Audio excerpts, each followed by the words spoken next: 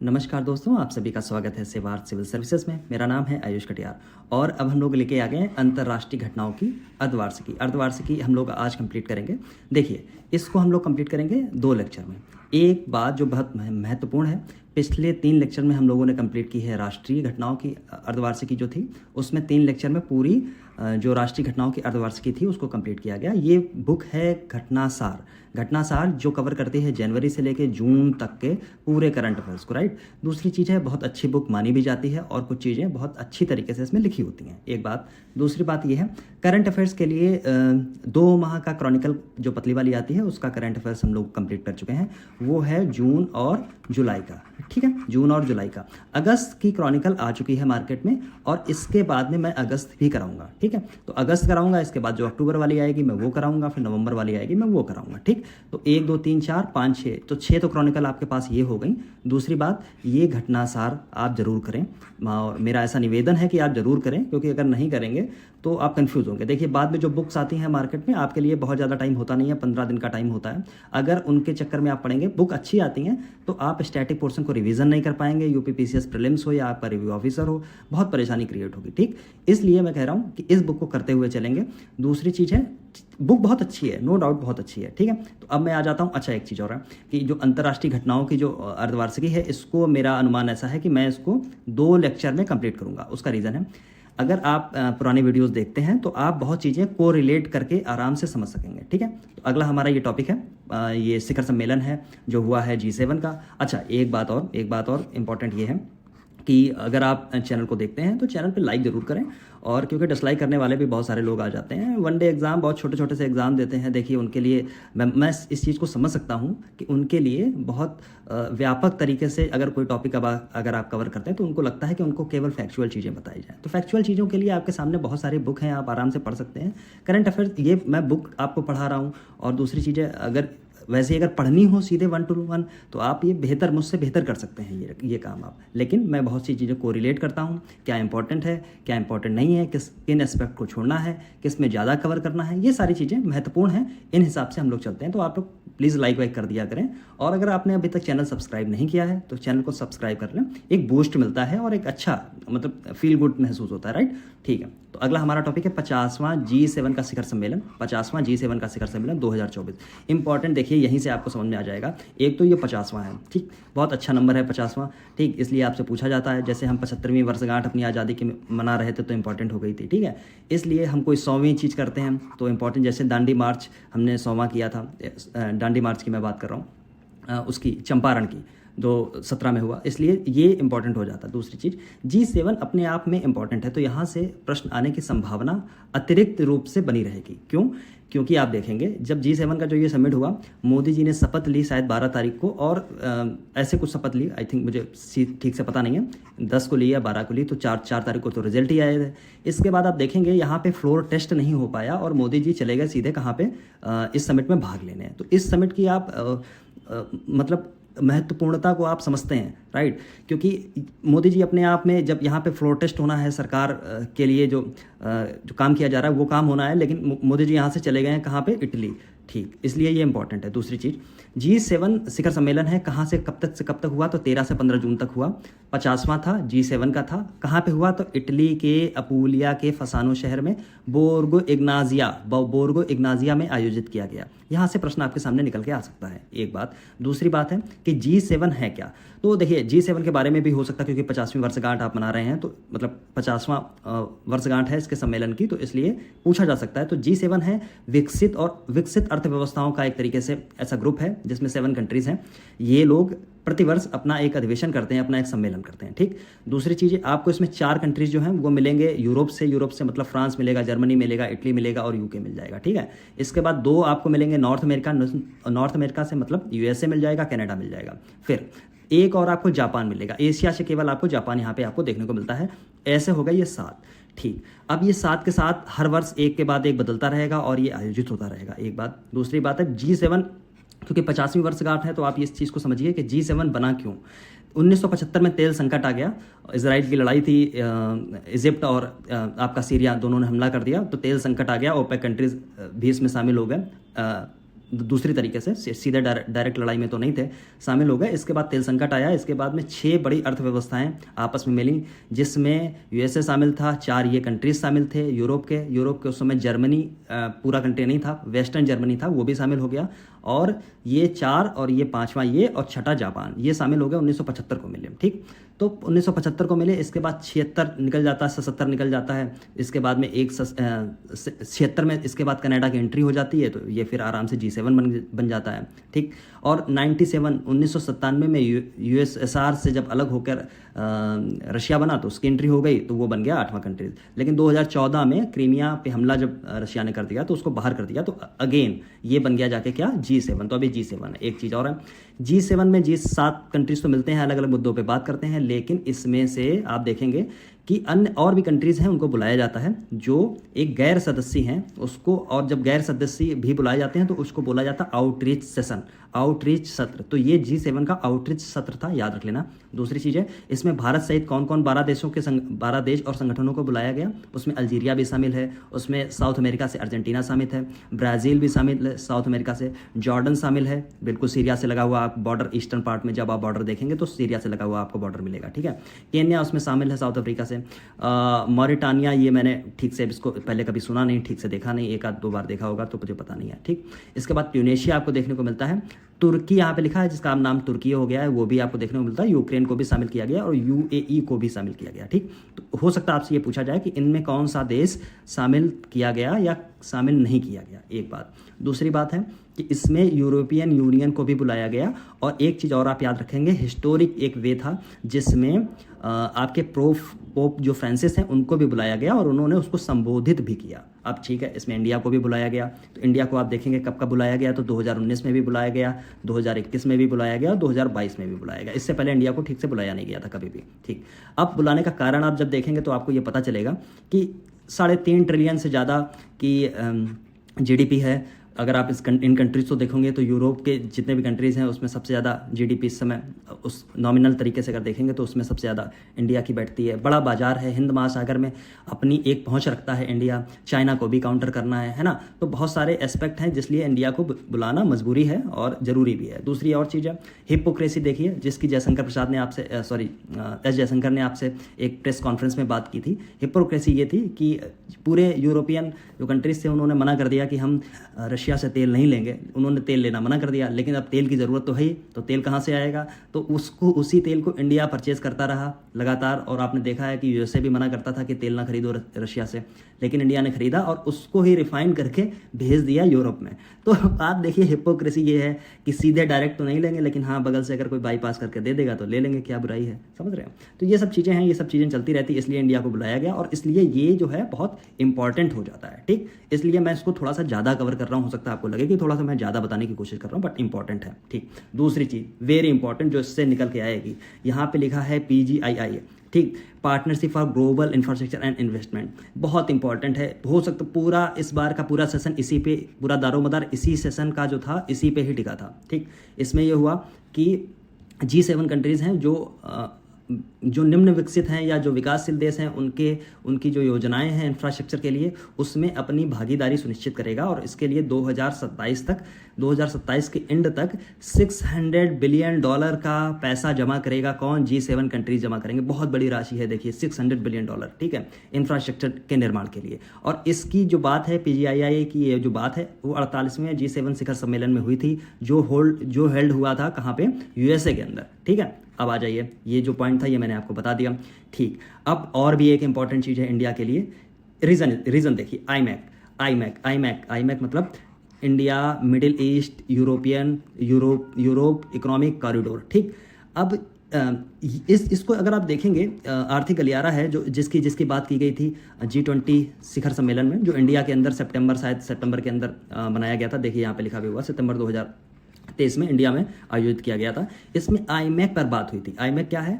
IMEC में एक आर्थिक गलियारा बनाया जा रहा है जिसमें सड़क भी होगी, जिसमें पानी का एरिया भी होगा और जिसमें रेलवे होगी, उसका निर्माण किया जाएगा। और ये कॉरिडोर इंडिया से निकल के जाएगा, इंडिया से निकलेगा, फिर मिडिल ईस्ट पहुंचेगा, फिर यूरोप पहुंचेगा। तो बहुत बड़ा प्रोजेक्ट है, बहुत मैसिव प्रोजेक्ट है। इसको भी ये भी जो अभी मैंने आपको बताया है यहाँ पे देखिए, ये बताया है PGII, ठीक है, पार्टनरशिप फॉर ग्लोबल इंफ्रास्ट्रक्चर, इसी का ही एक हिस्सा है। अब देखिए मैं सब चीज़ें क्यों बता रहा हूँ, नहीं तो मैं इसको ऐसे ख़त्म कर सकता था, 50वां हुआ, G7 हुआ, कहाँ मनाया गया, जैसे आप लोग पढ़ते रहते हैं पहले से, कहाँ मनाया गया और इंडिया से कब गए, कौन प्रधानमंत्री गया, कौन कौन आया, बस और ख़त्म हो गया, ठीक। लेकिन नहीं, सवाल इससे अतिरिक्त रूप से बन सकता है, इसलिए इसमें अतिरिक्त मेहनत मैं कर रहा हूँ आपके लिए, ठीक है। तो इसमें ये जो है इसके मैप को आप देखेंगे कहाँ से कहाँ तक जाएगा, ठीक है। तो यहाँ पे ये बात की गई थी और ये भी इसी परियोजना का एक हिस्सा है। इसमें 2 आर्थिक गलियारे, देखिए आईमैक बहुत चर्चा में रहा, आईमैक ई बनेगा, बहुत चर्चा में। इसमें आपको 2 गलियारे मिलेंगे, पूर्वी गलियारा और उत्तरी गलियारा। पूर्वी गलियारा का मतलब है भारत को अरब खाड़ी से जोड़ता है, जबकि उत्तरी गलियारा का मतलब है खाड़ी को यूरोप से जोड़ता है। हो सकता कभी ये सवाल भी हो सकता बना हुआ आया, बहुत हल्का सा लिखा रहेगा, आपको लगेगा कि मैं अगर आईमैप पढ़ लेता तो मुझे पता चल जाता, लेकिन ऐसा नहीं है, ठीक। आपने पढ़ने में थोड़ी सी लापरवाही कर दी, इसी चीज़ को मैं थोड़ा बदलाव करने की कोशिश कर रहा हूँ। तो देखिए जो आईमैक गलियारा है उसमें विद्युत केबल भी होगी, एक हाइड्रोजन पाइपलाइन भी होगी, एक हाई स्पीड डेटा इंटरनेट के लिए काम भी इसमें किया जाएगा।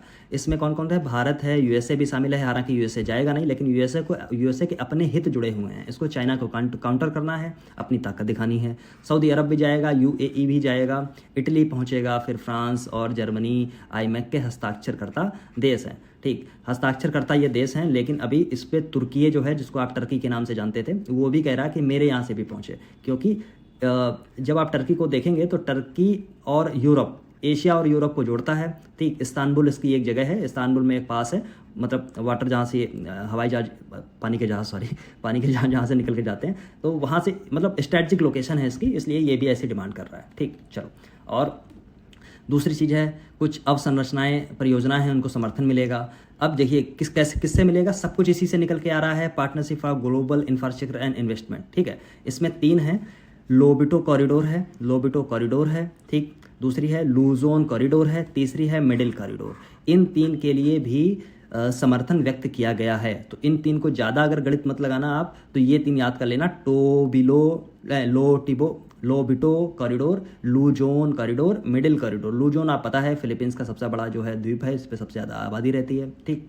फिर हाँ, तो और सब है मरुस्थलीकरण के रोकने के लिए, ये सब चीज़ें एक बार देख लीजिए कि बहुत अतिरिक्त आवश्यकता है नहीं, जो बहुत बात है। यूक्रेन को, अच्छा हाँ एक चीज़ और इम्पॉर्टेंट है, यूक्रेन को ये बोला गया 2024 के एंड तक 50 बिलियन USD अमेरिकी डॉलर जो हैं वो अतिरिक्त पैसा मुहैया कराया जाएगा, ठीक। बस फिर ये सब कुछ चीज़ें हैं। आउटरीच सेशन की बात कर रही है। मोदी तीसरे कार्यकाल के दौरान इटली की पहली विदेश यात्रा पूरी की, जो उनके G7 आउटरीच महत्व को दिखाता है। ये सब बातें हैं। इसमें 12 देश और उनके क्या बोलते हैं तमाम संगठन है। संगठन का मतलब है जैसे यूरोपियन यूनियन है, यूरोपियन यूनियन की तरफ से यूरोपियन जो काउंसिल है वो भी उसमें शामिल हुई, ठीक है। ये G7 जो है आपको पता है, मेलोनी प्रधानमंत्री जो यहाँ इटली की मेलोनी है, उनके G7 के साथ में वैश्विक दक्षिण को शामिल करने के प्रयास किया गया। वैश्विक दक्षिण का मतलब ये है यूरोपियन जो यूरोप के कंट्रीज़ हैं और वेस्टर्न कंट्रीज़ हैं, इनके ऊपर ये हमेशा तोहमत लगाई जाती है कि ये और दुनिया को देखना नहीं चाहते हैं। इसलिए ये एक नया प्रयास इन्होंने करने का कोशिश की है। कुछ AI की यहाँ बात की गई है, कुछ एक अलग अन्य बातें भी हैं। G7 इसके दौरान जो प्रधानमंत्री मोदी हैं, अच्छा हाँ एक यहाँ से पॉइंट आपके सामने निकल के आता है, जो फ्रांस, जर्मनी, जापान, इटली और ब्रिटेन, ऐसे याद कर लीजिए, ठीक। जापान अगर आप छोड़ देंगे तो G7 में जो कंट्रीज़ हैं सबसे मोदी ने द्विपक्षीय वार्ता की, और इसके बाद में जापान भी लगा लीजिए, तो आपको 5 के 5 ये याद रह जाएंगे, ठीक। USA के साथ में कोई औपचारिक वार्ता नहीं थी। कनाडा के साथ संबंध खराब है, तो केवल हाथ मिला दिया, बस खत्म, बात खत्म। अब इससे ज़्यादा कुछ आएगा नहीं, परेशान मत होइए, ठीक। मैंने थोड़ा ठीक से कवर किया है, ज़रूरी था ये, ठीक। अब आगे बढ़ेंगे। परमाणु हथियारों पर सिपरी रिपोर्ट आ गई है, ठीक। रिपोर्ट है 2024 की। एक बात, सिपरी आपको बहुत बार आप देखते रहे हैं। सिपरी रिपोर्ट का मतलब है Stockholm International Peace Research Institute, ठीक। कहाँ पे है? ये थिंक टैंक है, जैसे इंडिया में एक थिंक टैंक आपका ये नीति आयोग है, उसी तरीके से ये स्वीडिश थिंक टैंक है। स्वीडन की लोकेशन आप देखिए तो नॉर्वे, स्वीडन, फिनलैंड ऐसे आपको देखने को मिलते हैं 3 कंट्रीज, और इसके बाद में ये आपको ये नॉर्डिक कंट्रीज में ही आते हैं, और इधर ही नीचे आपको डेनमार्क लगा हुआ मिल जाता है, ठीक है। इधर ही आपको यहाँ पे रशिया, नॉर्दर्न रशिया आपको मिलेगा, यानी नॉर्थ वेस्ट रसिया, ठीक, ये आपको देखने को मिल जाता है। तो ये नॉर्दिक कंट्रीज के अंदर आते हैं और तीनों ये सब जितने भी नॉर्डिक कंट्रीज हैं अब तो ये नाटो के अंदर भी शामिल हो गए हैं, ठीक है। चलो, अब ये बात है कि ये इसकी 55वीं रिपोर्ट थी, एक बात। दूसरी बात है ये रिपोर्ट परमाणु हथियारों पर अपनी रिपोर्ट जारी करती है कि दुनिया में कहाँ कहाँ पे कितने कितने परमाणु हथियार हैं, कौन अपनी संख्या बढ़ा रहा है, कौन अपना बजट बढ़ा रहा है, दुनिया के लिए क्या समस्या और खड़ी हो सकती है, ये सब बातें ये सब करती रहती है। तो ये अपनी रिपोर्ट में ऐसे बोल रही है कि दुनिया में 9 परमाणु सक्षम कंट्रीज़ हैं जो 5 वर्षों में परमाणु शस्त्रागार में अपने निवेश में 33% की वृद्धि की है इन लोगों ने। एक पॉइंट। नंबर 2 पे आ जाइए। यूएसए एक अकेला ऐसा देश है जिसने $51 बिलियन मतलब बहुत ज़्यादा पैसा खर्च करके 80% वैश्विक वृद्धि में 80% का योगदान दिया है। दूसरा पॉइंट, ठीक। फिर तीसरे नंबर पे चाइना है। चाइना ने कितने पैसे आवंटित किए हैं? 11.8 बिलियन। उसके बाद रशिया ने, फिर यूके ने, ठीक। अब ये तो हो गया कि किसने कितने कितने पैसे आवंटित किए हैं, ठीक। जो वृद्धि हुई है टोटल दुनिया में 33% की जो वृद्धि हुई है उसमें से यूएसए टॉप पे है, उसमें से चाइना दूसरे नंबर पे है, फिर रशिया है, फिर यूके है। चलो, अब ये फिर आईकैन की कुछ रिपोर्ट है, हालांकि बहुत बहुत इंपॉर्टेंट नहीं है आईकैन का, इससे क्या लेना देना, ठीक है। तो ऐसी सब चीज़ें इसमें कुछ लिखी गई हैं, इसको बहुत पढ़ने की ज़रूरत नहीं है। अब आती है मोटी बात जहाँ से प्रश्न निकल के आते हैं। एक तो सेशन की उसकी बात हो गई कि रिपोर्ट में क्या लिखा है। अब यहाँ पे देखिए, यहाँ पे ज़रूरी चीज़ है, यहाँ पे लिखा है परमाणु हथियारों की कुल संख्या में मामूली कमी आई है। टोटल दुनिया के परमाणु हथियार के कुल संख्या में मामूली कमी आई है, जो अब 12,512 से घट के 12,121 हो गया। ये वाला डेटा याद रख लेना, ठीक है। हो सकता है ये वाला भी याद रख लेना। एक बार क्वेश्चन ऐसा आया है आपके प्रीलिम्स में, ऐसा पूछा गया है कि कमी आई है या कितनी कमी आई है, डेटा भी आपसे पूछ लिया गया। तो ये इंपॉर्टेंट है, याद कर लेना, ठीक है। कई बार मैं डेटा छोड़ देता हूं, लेकिन जहाँ पे ज़रूरी है वहाँ पे याद करते हुए चलना है। परमाणु हथियारों में तो देखिए कमी आई है, लेकिन आप देखेंगे कि जो एक्टिव जो न्यूक्लियर वेपन हैं वो एक्टिवली जो प्लेस्ड हैं उनमें वृद्धि हो गई है। मतलब वो ऑन मोड में है इस समय, मतलब अगर लड़ाई हो जाए तो उनको ज़्यादा तरीके से तैनाती हो गई उनकी। तो इसमें है क्या, संभावित भंडार जिसमें वृद्धि हुई है, जिसमें 9,585 क्या है भंडार में रखे गए हैं। 2100 उच्च परिचालन अलर्ट पे हैं, यानी हाई अलर्ट पे रखा गया है, जिसमें अधिकांश रशिया के हैं और यूएसए के पास में हैं, ठीक। सिप्री ने कहा है कि चीन के पास में पहली बार कुछ वॉरहेड उच्च अलर्ट पे हैं। 2 देशों के जो वॉरहेड हैं वो हालांकि उच्च अलर्ट पे हैं, लेकिन चाइना ने भी कुछ इस बार उच्च अलर्ट पे अपने हाई अलर्ट पे रखे हैं, ठीक। फिर ये रिपोर्ट अलग अलग तरीके से ऐसे बढ़ती है, अलग अलग बातें करती है कि इतनी रिपोर्ट के अनुसार इतने वॉरहेड हैं, इतने विमानों में तैनात हैं, इतने इससे ज़्यादा केंद्रीय भंडार हैं। तो ये सब अन्य विषय हैं, इससे प्रश्न नहीं आएगा। दूसरी चीज़ है, अब देखिए अपने शस्त्रागार में जितनी वृद्धि हुई है उस चीज़ को आप देखें, तो इस चीज़ को आप यहाँ पे देखेंगे। पहली बात तो 9 कंट्रीज़ हैं, याद रख लेना एक बात, 9 कंट्रीज़ हैं, उनके नाम यहाँ पे लिखे गए हैं, ठीक। रशिया जो है उसके पास सबसे ज़्यादा परमाणु हथियार हैं, 5580। दूसरे नंबर पे यूएसए है, फिर चाइना है। चाइना देखिए ठीक ठाक वृद्धि इसने कर ली है, 410 से 500, मतलब 90 की वृद्धि कर ली है। फ्रांस जो है उतने पे ही तैनात है, यूके जो है उतने पे ही है। भारत ने भी अपनी वृद्धि की है, 64 से पहुंच गया है 72 के पास में, ठीक। तो मतलब इसमें आप घटा के जोड़ के देखिए आप कितनी वृद्धि हुई, तो 2 इधर और 6 उधर, 8 की वृद्धि हुई है, ठीक। पाकिस्तान यहीं रहा है, इजराइल यहीं रहा है, उत्तर कोरिया यहीं रहा है। तो 9 के 9 हैं। हो सकता है आपसे ये पूछे कि इसमें से कौन सा कंट्री शामिल नहीं है। ऑप्शन में आपको हो सकता है जापान देखने को मिले, लेकिन जापान के पास में कोई भी न्यूक्लियर वेपन नहीं है इस समय। जो यूएसए है उसने उसको न्यूक्लियर अम्ब्रेला के अंडर रखा हुआ है, राइट। न्यूक्लियर अम्ब्रेला का मतलब क्या हो गया? न्यूक्लियर अम्ब्रेला का मतलब हुआ अगर तुम्हारे ऊपर कोई परमाणु हथियार से हमला होता है तो हम उसके डिफेंस में यूज़ कर सकते हैं, आपको क्या बोलते हैं, आपको सुरक्षा में मुहैया कराएंगे, ठीक। सेपरेट रिपोर्ट हो गई, समझ में आ गई, बहुत ज़रूरी है। चलो आगे बढ़ जाओ। यूरोपीय संघ ने प्रकृति बहाली कानून को मंजूरी दी। देखिए इसमें बहुत नहीं पढ़ना है, केवल ये जानिए यूरोपीय संघ ने प्रकृति बहाली कानून को, यहाँ पे क्या लिखा हुआ है, कानून को मंजूरी दे दी है, ठीक है।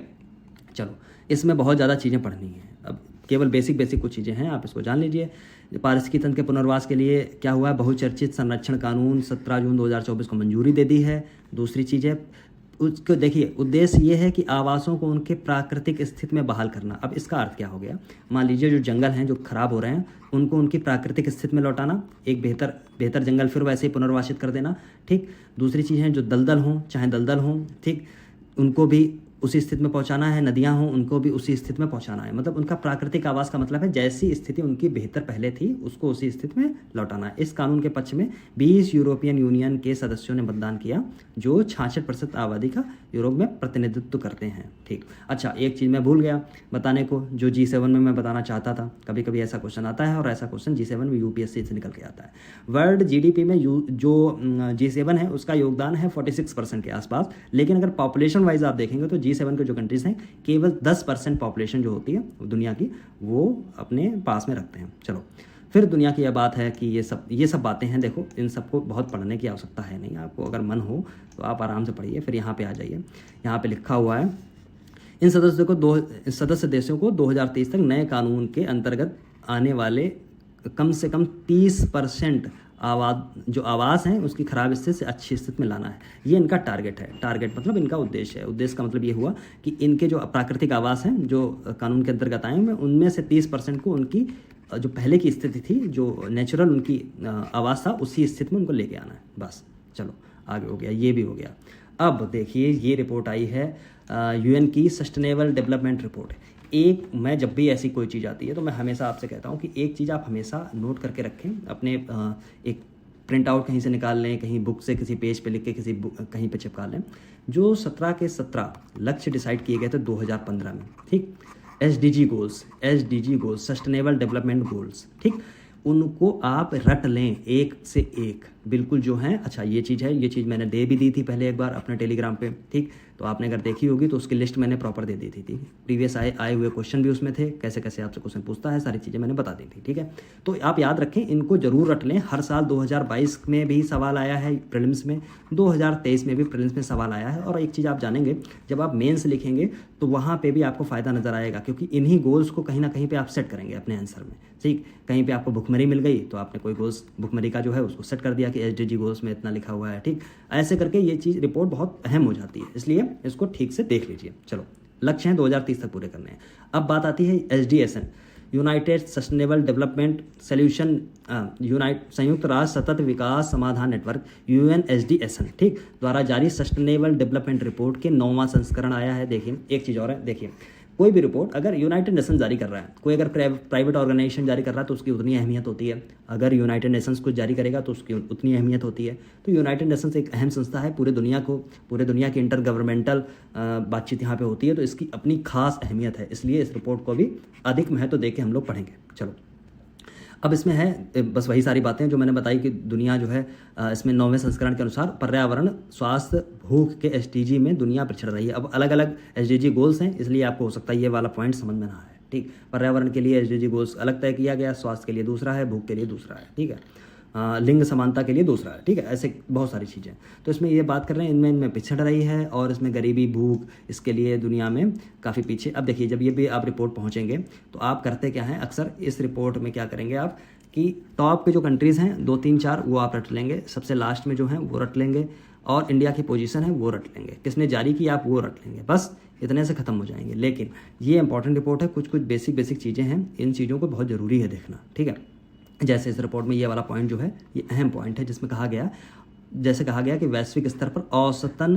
केवल 16% SDG लक्ष्य 2030 तक पूरे होने की राह में है। ये इस बुक में बोल्ड नहीं किया गया है, लेकिन मुझे लगता है कि इसको बोल्ड करके लिखना चाहिए था। ठीक है, इसको हाईलाइट करके लिखना चाहिए था, जबकि 84% SDG गोल्स जो हैं उनके उलटफेर उसमें दिख रहा है। ठीक, फिर इसमें ये चीज़ें हैं, इनको आप रट नहीं पाएंगे, मुझे पता है, बहुत अतिरिक्त मुश्किल है, लेकिन जैसे लिखा है शून्य भूख SDG 2 के अंदर आता है। ये सब चीज़ें आप देखेंगे तो वहाँ पे आपको मिल जाएगी। आप इसकी लिस्ट जरूर निकालिए, एक पेज पे लिखिए, अपने हाथ से लिखिए, चाहे प्रिंट आउट निकालिए, चाहे जैसे निकालिए। एक सवाल अगर सही करना है तो आने की संभावना अतिरिक्त ज़्यादा बनी रहती है, और ज़्यादातर ऐसा पूछा जाता है। दूसरी चीज़ है, यहाँ से इंपॉर्टेंट चीज़ें आएंगी, जैसे कि इस रिपोर्ट में देखा गया है तो जो नॉर्डिक कंट्रीज़ हैं, नॉर्डिक देश हैं, SDG उपलब्धि में अग्रणी बने हुए हैं। नॉर्डिक कंट्रीज़ क्या हैं, अभी मैंने आपको बताया था, नॉर्वे, स्वीडन, फिनलैंड, आपको ऐसे देखने को मिलेगा, और इसी के नीचे आपको डेनमार्क देखने को मिल जाएगा। क्या मिल जाएगा, डेनमार्क देखने को मिल जाएगा। तो ये हो जाते हैं नॉर्डिक कंट्रीज़। कुछ अच्छा इसमें नॉर्डिक कंट्रीज़ में ऑटोनोमस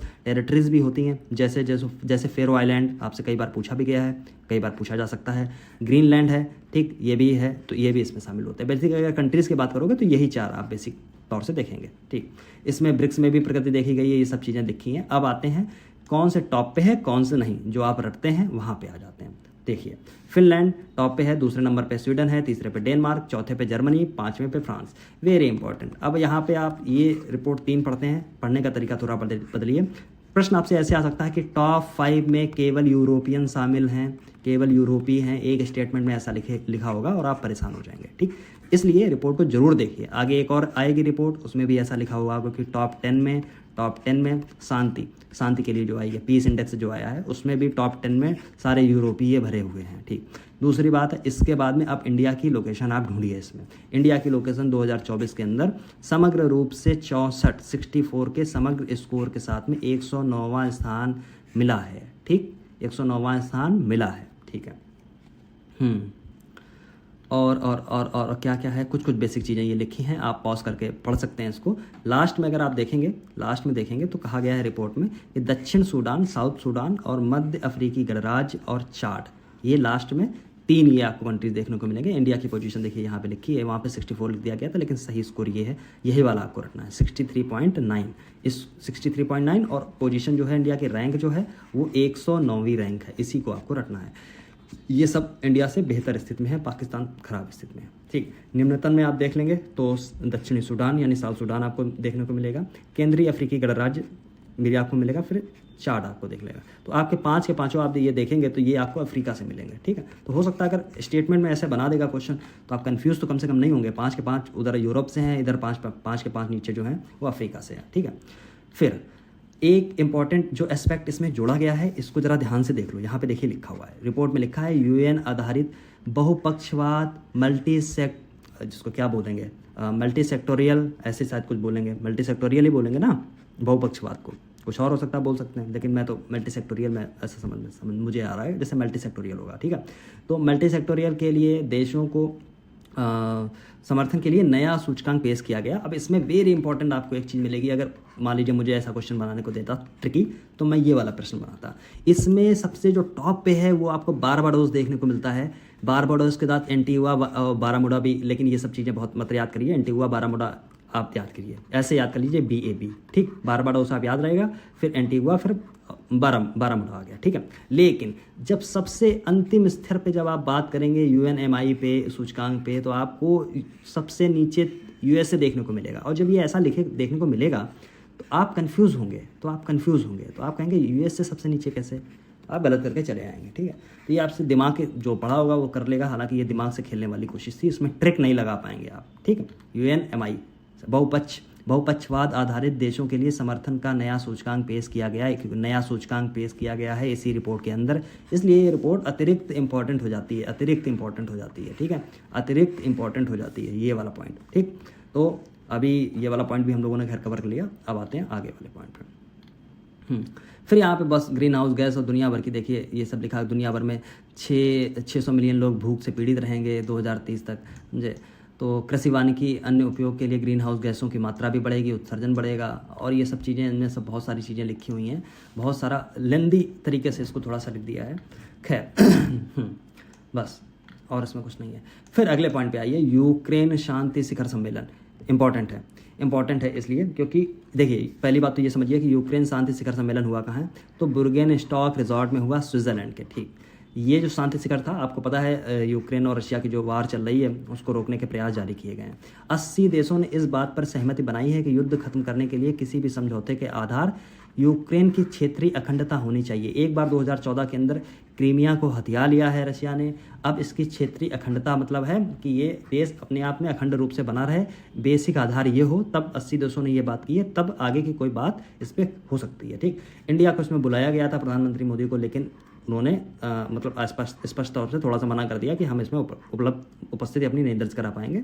तो यहाँ से कपूर साहब थे जो यहाँ से इंडिया से वो गए थे, तो इसलिए, और इंडिया ने इसमें जो निकल के आया, जो आखिरी में जो एक अपना वो जारी करते हैं कि सब देशों का क्या कहना है, उसमें इंडिया ने अपने खुद को उससे अलग कर लिया, संयुक्त दस्तावेज जिसको बोलेंगे। ठीक है, तो इसमें किसने, भारत ने, सऊदी अरब ने, दक्षिण अफ्रीका ने, ब्राज़ील ने, UAE ने, सब ने इससे अलग कर लिया। ठीक, 100 देशों से अधिक उपस्थित थे और रशिया इसमें आमंत्रित नहीं था। ठीक। ठीक। इसमें और कुछ ऐसी चीज़ें और कुछ बहुत खास आपको नज़र नहीं आएंगी, केवल एक चीज़ ये याद कर लीजिए, इसके विदेश मंत्रालय के सचिव हैं, विदेश मंत्रालय के सचिव पवन कपूर सम्मेलन में शामिल हुए। उन्होंने ये कहा कि जो दोनों देश हैं वो आपसी बीच ईमानदारी व्यवहारिक भागीदारी होनी चाहिए। तुर्की ने प्रस्ताव पर हस्ताक्षर किया। ठीक, चलो, तुर्की ने प्रस्ताव पर हस्ताक्षर किया, बस, और इसमें कुछ नहीं है। ठीक, इन्होंने क्या कहा, इन्होंने क्या कहा, ये कोई प्रश्न का विषय नहीं है, समझे, आने का विषय नहीं है, एक बार आपकी समझ बढ़ाने के लिए इंपॉर्टेंट है। आगे बढ़ जाइए। फिर है क्लाउडिया शीनबाम, मैक्सिको की पहली महिला राष्ट्रपति। देखिए क्या मज़ेदार बात है, जब आप देखेंगे मैक्सिको को तो आपको नॉर्थ अमेरिका में ही आपको मिलता है। ठीक है, कौन कौन मिलेगा नॉर्थ अमेरिका में? पहले कनाडा मिल जाएगा, फिर यूएसए मिल जाएगा, फिर यूएसए के नीचे आपको मैक्सिको मिल जाएगा। ठीक है, आप एक चीज़ देखिए, जो क्लाउडिया शीनबाम है मैक्सिको की पहली महिला राष्ट्रपति बनी है। यूएसए बहुत प्रोग्रेसिव अपने आप को बोलता है, लेकिन यूएसए अभी तक कोई भी महिला राष्ट्रपति दे नहीं पाया है। ठीक, कोई भी महिला राष्ट्रपति, यहाँ तक कि इंडिया में आप देखिएगा महिला राष्ट्रपति बनी है, जी हाँ, बिल्कुल इस समय उपस्थित हैं, आपके सामने हैं। ठीक, महिला प्रधानमंत्री आप देखेंगे तो बिल्कुल, हाँ, बिल्कुल उपस्थित हैं, आपके सामने हैं। ठीक, तो इतना प्रोग्रेसिव होने के बाद में इतनी सब खामियां हैं, इन सब चीज़ों को देखिए, बढ़िया। ठीक, तो इसमें केवल आप देखेंगे तो यही केवल इंपॉर्टेंट है, ये नाम याद कर लीजिए, क्लाउडिया शीनबाम मैक्सिको की पहली महिला राष्ट्रपति बनी है। दूसरी चीज़, एक चीज़ और, कि आप जब मैक्सिको देखिए, एक क्वेश्चन आपके सामने खूब निकल के आता है कि मैक्सिको और यूएसए और मैक्सिको के बीच के बॉर्डर पे क्वेश्चन आता है कि कौन सी नदी है जो इसकी सीमा बनाती है ना। तो ये सब बेसिक चीज़ें हैं, ये सब आपको पढ़नी चाहिए। मैं बार बार कहता हूँ ये सब चीज़ें आपको पढ़नी चाहिए, नहीं तो फिर कई बार गलत हो जाता है। जैसे रियो ग्रांडे जो रिवर है वो इसकी सीमा बनाती है, आपको पता होगा। सबसे ज़्यादा ऐसा बॉर्डर है जिसको पार किया जाता है, इधर से ही लोग यूएसए घुसते हैं, क्योंकि कनाडा के साथ में बहुत अच्छे संबंध है और दुनिया की संबंध इसके साथ भी ठीक ही हैं, लेकिन फिर भी लोग इधर ज़्यादा अराजकता थोड़ी सी ज़्यादा है मैक्सिको के अंदर, तो यहाँ से लोग बहुत जल्दी पास कर जाते हैं। ठीक, तो 3 जून को देश की पहली महिला राष्ट्रपति चुना गया है, और ये दुनिया भर की इसमें और बातें हैं। बस इसमें और कुछ जानने की अतिरिक्त आवश्यकता है क्या? मुझे तो लगता कि नहीं है। ठीक, अक्टूबर 2024 में शपथ ग्रहण होगी इनकी। ठीक है, इनका कार्यकाल 6 वर्ष का होगा। ठीक, किसको पराजित किया? तो ये देखिए, अजीब सा नाम लिखा है, पढ़ने का मन हो तो पढ़िए। ठीक, आगे आ जाइए। वैश्विक ऊर्जा संक्रमण सूचकांक, पहले इस चीज़ को समझिए, ऊर्जा संक्रमण सूचकांक है ये, कौन जारी करता है? World economic forum. ठीक, 120 देशों के लिए ये जारी किया गया। वैश्विक ऊर्जा संक्रमण सूचकांक मतलब जिसको बोलते हैं एनर्जी ट्रांजिशन इंडेक्स, वो ग्लोबल एनर्जी ट्रांजिशन इंडेक्स। एक बात, दूसरी बात इस चीज़ को सही है, एनर्जी ट्रांजिशन जो इंडेक्स है वो करता क्या है? एनर्जी ट्रांजिशन का क्या मतलब है? ऊर्जा संक्रमण का मतलब है ये है कि हम अभी तक जो भी ऊर्जा यूज़ कर रहे हैं, चाहे वो कोयले की हो, चाहे वो बायोमास हो, या किसी भी तरीके से आप यूज़ कर रहे हो, वो अगर रिन्यूएबल एनर्जी नहीं है, तो उससे अगर हम रिन्यूएबल एनर्जी की तरफ बढ़ेंगे, सौर ऊर्जा की तरफ जैसे बढ़ेंगे, ठीक है, या फिर मान लीजिए अन्य हम ऊर्जा की तरफ बढ़ रहे हैं, या जो वाटर डैम से जो बना रहे हैं, या किसी भी तरीके से जो पर्यावरण के लिए सेफ है, ठीक, उसकी तरफ अगर बढ़ रहे हैं, तो वो जो ट्रांजिशन हो रहा है, इसी को नापता है ये वैश्विक ऊर्जा संक्रमण सूचकांक। फिर बात आती है विश्व आर्थिक मंच की। मैंने कई बार आपसे कहा है कि ये सब चीज़ें देखिए, मैं जब करंट अफेयर पढ़ाता हूँ पीछे वाला, तो मैंने बहुत सारी चीज़ें ये कवर अप की हैं, 2-2, 3-3 बार की हैं। अगर आपने पढ़ी हैं तो आपको मज़ा आएगा। अतिरिक्त यहाँ पे अगर मैं बनाऊँगा तो फिर वही चीज़ें मैं 4-4, 6-6 बार अगर रिपीट करूँ तो उसका कोई फ़ायदा निकल के नहीं आता। जैसे 2009 के अंदर यूपीएससी ने एक सवाल पूछा था कि वर्ल्ड इकोनॉमिक फोरम था, वो किसने बनाया था? तो एक नाम वहाँ पे निकल के आया था, प्रोफेसर क्लास स्वाब बोलते, कई बार इंग्लिश में बोलोगे तो स्वाब बोल देते हैं, क्लास स्वाब। ठीक है, क्लास स्वाब याद रख लेना, प्रोफेसर क्लास स्वाब। हो सकता है कभी पूछ दिया जाए ये। ठीक, अलग अलग ये रिपोर्ट निकालता है वर्ल्ड इकोनॉमिक फोरम। ठीक, कौन कौन सी? जैसे इसकी एक और रिपोर्ट आती है, ग्लोबल जेंडर गैप इंडेक्स, 2024 के अंदर आई थी। 2024 के अंदर 18वीं रिपोर्ट ऐसी जारी की गई थी। ठीक है, अभी हो सकता है आगे कहीं आपको मिले। चलो, अब बात यह है कि वर्ल्ड इकोनॉमिक फोरम है क्या? तो आपको पता है ये कोई सरकारी संस्था नहीं है, ये एक प्राइवेट ऑर्गेनाइजेशन की तरीके से काम करता है, जिसमें दुनिया भर के अलग अलग पक्ष से लोग आते हैं, नेता आते हैं और ब्यूरोक्रेट्स आते हैं, अलग अलग साइंस से आते हैं लोग, अलग अलग तरीके से लोग आते हैं। ठीक, तो ये इसमें सब ये बात की गई है, यहाँ पे ये समझाया गया है ऊर्जा संक्रमण क्या है, प्रक्रिया है। ठीक, दूसरी चीज़ें, ऐसी चीज़ें अगर इन्वायरमेंट वाले क्वेश्चन में पूछ दी जाएंगी तो आप परेशान हो जाएंगे। ठीक, इसीलिए मैं इस बुक को कहता हूँ कि ठीक से पढ़ लो। ठीक, इंडिया की इसमें पोजीशन देखेंगे आप तो 63वें स्थान पर है। 63वें स्थान पर, पिछले साल पे 67 स्थान पे थी, पिछले साल को भी रटिए, बिल्कुल रटिए। भारत का स्कोर कितना है? 55.3 बस। और टॉप, और उसमें भी देख लीजिए बायोमास। अब देखिए सब दुनिया जो है भारत की भारत की जो प्रगति है स्वच्छ ऊर्जा के लिए उसमें प्रशंसा की गई है। नवीकरणीय रिन्यूएबल एनर्जी में बायोमास इसकी विद्युत उत्पादन क्षमता का 42% है। रिन्यूएबल एनर्जी जो है इसकी जो बायोमास से हम एनर्जी निकालते हैं उसका 42% है, जिसमें दुनिया का चौथा ऐसा बड़ा बाजार नवीकरणीय बाजार बन गया है इंडिया। ये दोनों पॉइंट हैं, इंपॉर्टेंट है, याद रखिए। एक बार फिर कोई भी आप रिपोर्ट पढ़ लीजिए ऐसी बढ़िया बेहतर वाली, उसमें आपको ये एक तो यूरोप टॉप पे मिलेगा। यूरोप से अगर आप हटेंगे, मतलब यूरोप में अगर आप रहेंगे, यूरोप में अगर बेसिकली आप देखेंगे तो आपको पता चलेगा नॉर्डिक कंट्रीज टॉप पे रहते हैं। वही 3 countries 4 country, Norway, Sweden, Finland, कभी फिनलैंड आगे, कभी स्वीडन आगे, कभी हम आगे, समझे, कभी आप आगे, ये वाली सब चीज़ें चलती रहती हैं। तो एक बार फिर स्वीडन जहाँ पे टॉप पे है, उसके बाद डेनमार्क है, फिर फिनलैंड है, फिर स्विट्ज़रलैंड है, फिर फ्रांस है। सब के सब 5 के 5 देखिए बैठे हुए हैं कहाँ, यूरोप से। देखिएगा 5 के 5 क्या बोलेंगे आप, तो यहाँ से जब गिनना चालू करेंगे तो आपको कोई और बाहर का मिलेगा ही नहीं। 10 के 10 मिलेंगे, ठीक है, पूरे 10 के 10 आपको कहाँ से मिले, देखिए ना, गिनिए गिनिए गिनिए, कुछ मिल रहा है बाहर का, कुछ नहीं। ऑस्ट्रिया, यहीं पे अभी इस समय प्रधानमंत्री मोदी हैं, अभी कल ही वापस आए हैं, ठीक है। एस्टोनिया, सब आपको यहीं से मिल रहे हैं, ठीक। रट लीजिए इनको, ऊपर के 3-4 तो रट ही लीजिए, ठीक। 5वां फ्रांस है, फिर आप देख लीजिए नॉर्वे यहाँ पे 6ठे नंबर पे आता है, बाकी स्वीडन यहाँ पे है, फिनलैंड यहाँ पे लगा हुआ है, डेनमार्क यहीं लगा हुआ है। तो ये तो 3 तो नॉर्डिक ही हो गए, 3 ये नॉर्डिक हो गया। फिर इसके बाद स्विट्ज़रलैंड, फ्रांस दोनों सीमा साझा करते हैं आपस में, ठीक है। वाजस क्या, कौन सा पर्वत है इनके बीच में, ज़रा देखिए जाके सही से, शायद आई थिंक वाजस होगा, ठीक। नॉर्वे है उस 6ठे नंबर पर लग गया है, बस ऐसे रट लेना है। इंडिया की पोजीशन आपने देख ली है। विकासशील देशों में चाइना जो है वो 17वें नंबर पे, ब्राज़ील 12वें पे, वहीं पड़ोसी देश पाकिस्तान 113वें पे। ऐसी ऐसी सब चीज़ें बात लिखी गई हैं। सबसे अंतिम नीचे है कांगो, उसके बाद है यमन, ठीक है, फिर है तंजानिया। तीनों कहाँ से हैं, अफ्रीका से, ठीक। आगे बढ़ते हैं। वैश्विक शांति सूचकांक, अब मुझे याद आ रहा है, मैं जब पेपर देख रहा था तो मुझे ऐसी चीज़ समझ में आई कि ये वाला जो सूचकांक है, ये एक बार पूछा गया था 2-3 साल पहले, और जब मैं पेपर देख रहा था तो उसमें मुझे ये मिला। इसमें ये पूछ लिया था कि कौन सा कॉन्टिनेंट है वो सबसे शांत है, ना कि देश। अब देखिए, जब ये रिपोर्ट यहाँ पे लिखी हुई है तो इसमें कॉन्टिनेंट लिखा नहीं हुआ है, लेकिन मैंने अभी सर्च भी नहीं किया कि कौन सा कॉन्टिनेंट है। एक बार गूगल पे सर्च मार के ये जरूर देखना कौन सा कॉन्टिनेंट सबसे शांत है। हालांकि पिछली बार का जो आंसर था वो यूरोप था। इस बार का आंसर यूरोप है या नहीं है मुझे नहीं पता है, क्योंकि यूरोप में बहुत सारा बवाल मचा हुआ है। यूक्रेन रशिया का युद्ध है, कोई गारंटी नहीं है कि इस बार भी सबसे शांत यही मिले। लेकिन चलो अच्छा देख लें। वैश्विक शांति सूचकांक जारी कौन करता है, आईईपी। कौन है आईईपी, तो Institute for Economics and Peace, IEP. इसको भी मैं डिस्कस कर चुका हूँ पुराने वीडियोस में, जो मैं पीछे के डिस्कस कर चुका हूँ उसको मैं बार बार नहीं करूँगा, बहुत लंबी हो जाती हैं चीज़ें, ठीक है। इसने बनाया है वैश्विक शांति सूचकांक। अब है क्या, इसमें 163 देश भी हैं, क्षेत्र भी इसमें शामिल हैं, इनका मूल्यांकन किया गया। दुनिया की 99.7% आबादी जिसमें रहती है, एक बात। दूसरी बात है, मोटे तौर से जो इसमें लिखा गया है, वैश्विक शांति का औसत स्तर 2024 में 0.56% कम हुआ है। वैश्विक शांति पूरी दुनिया में कम हुई है, नंबर 1 पॉइंट। हो सकता है स्टेटमेंट में ऐसा पॉइंट आपको देखने को मिले, ठीक। यह शांति स्तर का गिरावट का लगातार 5वां वर्ष है। 65 देशों में शांति सुधार हुआ है, जबकि 97 देशों में गिरावट दर्ज की गई है। ऐसे जो चीज़ें होती है ना, ये आपको स्टेटमेंट में मिलेंगी हमेशा। जब आप स्टेटमेंट देखेंगे तो वहीं पे आपको ऐसी चीज़ें मिलेंगी, अदरवाइज सीधे डायरेक्ट क्वेश्चन ऐसा नहीं देखने को मिलेगा। आइसलैंड दुनिया का सबसे शांतिपूर्ण क्षेत्र बना हुआ है, वर्षों से बना हुआ है, लगातार बना हुआ है। उसके बाद आयरलैंड है, फिर ऑस्ट्रिया है, न्यूजीलैंड, सिंगापुर है, ठीक, समझ में आ गया। अब आप देखिए नंबर 1 पे कौन है, आइसलैंड है, फिर आयरलैंड है, फिर ऑस्ट्रिया है। दोनों तीनों आ वाले हैं, ठीक। अब इसी में आगे पीछे आप सोच लीजिए। पहले आ याद रखिए, आ सबसे शांत है, आ सबसे पहले आता है, हम पहले, आ मतलब हम पहले, ऑस्ट्रिया, आइसलैंड मतलब हम पहले, दूसरे नंबर पे आयरलैंड, तीसरे नंबर पे ऑस्ट्रिया, फिर न्यूजीलैंड, सिंगापुर, ठीक, याद रखिए। सबसे कम शांति में यमन है, यमन शीर्ष पर है, उसके बाद सूडान है, फिर दक्षिणी सूडान है, फिर अफगानिस्तान है, फिर यूक्रेन है। यूक्रेन भी चलो शामिल हो गया, तो 1 2 3 4 5, 5वें नंबर पे नीचे से आपको यूक्रेन मिल जाएगा। चलो, इंडिया की पोजीशन भी आपको देखनी है, ठीक है। भारत 5 अंकों का सुधार हुआ है, बहुत इंपॉर्टेंट है, 5 अंकों का सुधार हुआ है, जरूरी है, लेकिन स्कोर वही गंदा है, मतलब स्थान वही गंदा है। कौन सा है, 116वां में। और ये देखिए, एक चीज़ आप याद रखिए कि इस रिपोर्ट में 2024 की रिपोर्ट है, याद रख लेना।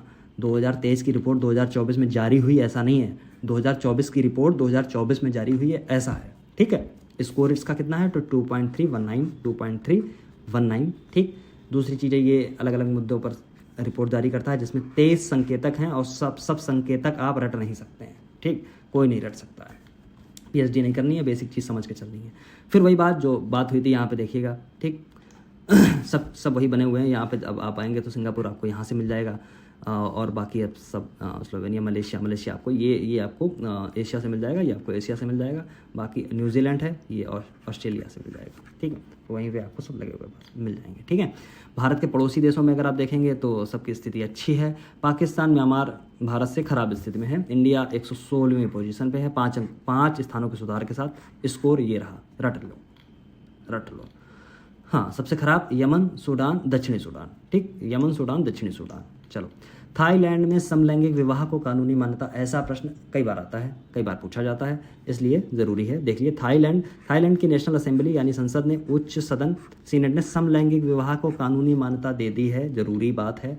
और देखिए, दक्षिणी पूर्व यानी साउथ ईस्ट एशिया में ऐसा कानून बनाने वाला पहला देश बन गया है। लेकिन अगर आप टोटल देखेंगे, मतलब अगर आप वैसे देख के चलेंगे तो अन्य भी कंट्रीज़ हैं, जैसे यहाँ पे लिखा है ताइवान, नेपाल के बाद थाईलैंड समलैंगिक विवाह को अनुमति देने वाला एशिया का तीसरा देश बन गया है। वेरी इंपॉर्टेंट, ठीक है, यहाँ से प्रश्न आने की संभावना बनी रहेगी, ठीक। अभी एक समलैंगिक विवाह पे सुप्रीम कोर्ट में एक मसला गया था इंडिया का, उसमें क्या हुआ है, क्या गाइडलाइंस दी हैं, क्या बात की गई है, उन सब चीज़ों को मैंने पुराने वीडियोज़ में ठीक से बहुत थॉरली मैंने कवर कर दिया था, ठीक है। चलो, तो बस इसमें और कुछ जानने की ज़रूरत है कि कितने वोटिंग हुई, कितने लोगों ने क्या कहा, इसकी ज़रूरत नहीं है। हाँ, ये चीज़ और जान लीजिए, एक ऐसा क्वेश्चन अगर स्टैटिक में आता है तो ऐसे आ सकेगा कि थाईलैंड के राजा पता नहीं क्या खतरनाक नाम है, लॉन्ग कॉर्न मतलब भुट्टा, लॉन्ग मतलब लंबा भुट्टा, महावजिरा, ठीक है, तो ऐसे आपको याद रहेगा, ठीक की स्वीकृत मिलने की आवश्यकता है। इसके बाद औपचारिक स्वीकृति इनकी मिल जाएगी। इसके बाद जो सरकारी राजपत्र में प्रकाशित किया जाएगा, जिसको भारत में बोलते हैं ना, ऐसी चीज़ गजट कर दी गई है, ठीक है, सरकारी राजपत्र में ऐसी चीज़ आ गई है, ठीक। चलो, आगे और बढ़ना है हम लोगों को। पर्यावरण प्रदर्शन सूचकांक, ठीक, पर्यावरण प्रदर्शन सूचकांक है, इसको आप देख लीजिए। Yale center for environment law and policy और Columbia center for international earth science and information network 2 के द्वारा 5 जून को, उसी दिन को जिस विश्व पर्यावरण दिवस मनाते हैं, पर्यावरण प्रदर्शन सूचकांक जारी किया गया 180 देशों में। भारत का स्थान आप देख लीजिए 176, बहुत खतरनाक है। बस 3-4 पॉइंट और गिरते, सबसे हम आखिरी में पहुँचते, जो पाकिस्तान, वियतनाम, लाओस और म्यांमार के ऊपर है, ठीक है। चलो, जबकि 2022 के सूचकांक में भारत अंतिम स्थान पर था। चलो, कुछ सुधार ही हुआ है, ठीक है, अंतिम स्थान पर हुआ है। वैश्विक स्तर पर एस्टोनिया ग्रीन हाउस गैस उत्सर्जन में इतनी कमी लेके सूचकांक में शीर्ष है, समझे। इसके बाद फिनलैंड है, फिर ग्रीस है, फिर तिमोर लेस्ते यूके का स्थान है। हालांकि फिनलैंड फिर भी पीछा नहीं छोड़ रहा है। लेकिन एस्टोनिया है कहाँ पे, आप देखिए, नॉर्वे, स्वीडन, फिनलैंड, इधर आपको देख लिया एस्टोनिया, लातविया, ऐसे करके आपको बगल में आपको मिल जाएंगे दोनों, सब तीनों, समझ रहे हैं। इधर आपको वो मिल जाएगा, डेनमार्क मिल जाएगा, फिर आपको यहाँ पे जर्मनी मिल जाएगा, फ्रांस मिल जाएगा, ऐसे सब चीज़ें यहीं सब आस ही पास सब लगे हुए हैं, ठीक है। चलो, भारत के पिछड़ने के कई कारण हैं, इन सब कारणों को नहीं पढ़ना है, समझ रहे हैं। नहीं पढ़ना का मतलब नहीं पढ़ना है, ठीक। वायु प्रदूषण स्तर भी बढ़ता है, इसमें भारत में 170वें स्थान पर है। इसमें वायु गुणवत्ता में इंडिया 177 में है, वैसे जो है 176 में है ओवरऑल, समझे। 2025 है उसमें अनुमानित उत्सर्जन में वह 172वें स्थान पर है, अनुमानित, इसमें अनुमान लगा लिया गया, ठीक है। इसमें संकेतक में भारत का स्थान है, भारत का स्थान विभिन्न संकेतक में, अलग अलग संकेतक में, जैसे जैव विविधता में 178 है, आवास मतलब जैव विविधता के साथ ये सारी चीज़ें, वायु गुणवत्ता में ये है, जलवायु परिवर्तन में 133 है, भारी धातुओं में 147 है, और इन सबको अच्छे से नहीं रखना है, समझो। आगे बढ़ जाइए, शीर्ष आप देख लीजिए, Estonia, A for Estonia, A for number 1, Luxembourg है, ठीक, जर्मनी है, फिर ये है, ठीक है, यूके, इसमें आप देखिए, ठीक है। इसको 11 श्रेणियों में मूल्यांकन करता है, ये चीज़ें और याद कर लेना, 11 की 11 श्रेणियाँ मत रट लेना, ठीक।